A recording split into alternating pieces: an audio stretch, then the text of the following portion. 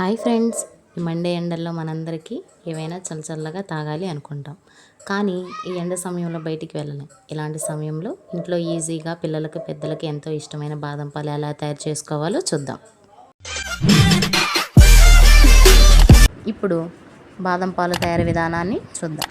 ముందుగా అడుగు మందంగా ఉన్న ఒక గిన్నెని తీసుకొని అందులో ఒక గ్లాసు చిక్కని పాలను వేసుకోవాలి. ఇప్పుడు స్టవ్ వెలిగించి గిన్నెను స్టవ్ మీద ఉంచుకొని మంటను సిమ్లో ఉంచుకొని పాలను బాగా మరిగించుకోవాలి. ఈ పాలు బాగా మరిగే లోపల బాదం పాలకు కావలసిన ఒక ఇంగ్రీడియంట్ని మనం ఇంట్లోనే తయారు చేసుకుందాం.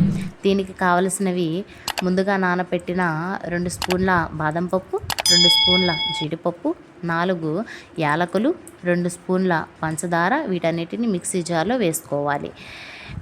వీటన్నిటిని మెత్తని పేస్ట్ లాగా తయారు చేసుకోవాలి. ఈ పేస్ట్ని పక్కన ఉంచుకోవాలి. ఇప్పుడు స్టవ్ మీద ఉన్న పాలు పొంగిపోకుండా ఒక గరిటె సహాయంతో పాలను తిప్పుకుంటూ ఉండాలి. ఈ పాలు అడుగంటకుండా మనం తిప్పుకుంటూ ఉండాలి. ఈ పాలు అడుగంటితే బాదం పాలు యొక్క టేస్ట్ అండ్ స్మెల్ పోతుంది. కాబట్టి మనం జాగ్రత్తగా పాల దగ్గరే ఉంటూ పాలను బాగా తిప్పుకుంటూ పాలు బాగా మరిగేదాకా మనం ఉంచుకోవాలి. ఈ పాలల్లో మీరు మీ స్వీట్నెస్కి తగినంత షుగర్ని యాడ్ చేసుకోవచ్చు. మీరు షుగర్ వద్దు అనుకుంటే బెల్లం పొడినైనా యాడ్ చేసుకోవచ్చు.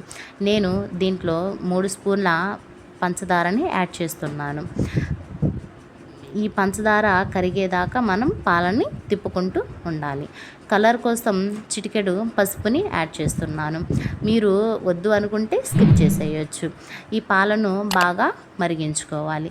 ఈ పాలు బాగా మరిగేటప్పుడు మీ దగ్గర ఉన్న బాదం పప్పుని, జీడిపప్పుని చిన్న చిన్న ముక్కలుగా కోసుకొని వీటిలో వేసుకుంటే ఇంకా బాగుంటుంది.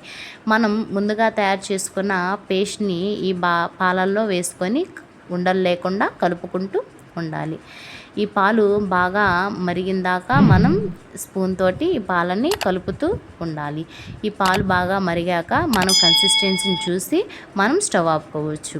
మీరు చిక్కపడిన దాకా ఈ పాలని స్టవ్ మీద ఉంచకూడదు.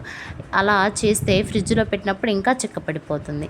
మనం స్టవ్ ఆపిన తర్వాత పాలు బాగా చల్లారిపోయిన తర్వాత మనం ఫ్రిడ్జ్లో పెట్టుకోవాలి.